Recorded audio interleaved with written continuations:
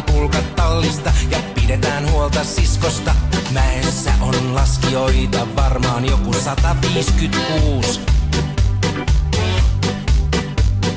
Tänään ehkä ratkeaa tän meidän Pulkkamäen mestaruus.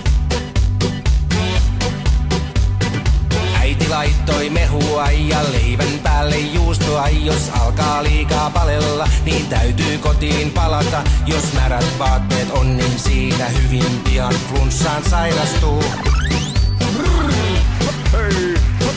Sitten pitää vielä muistaa juttu, joka joskus unohtuu. Kuka sammutti valot? Lunta ei kannata maistella, jos siinä on jotakin keltaista. Se keltainen on tullut koirasta ja se maistuu taatusti pahalta.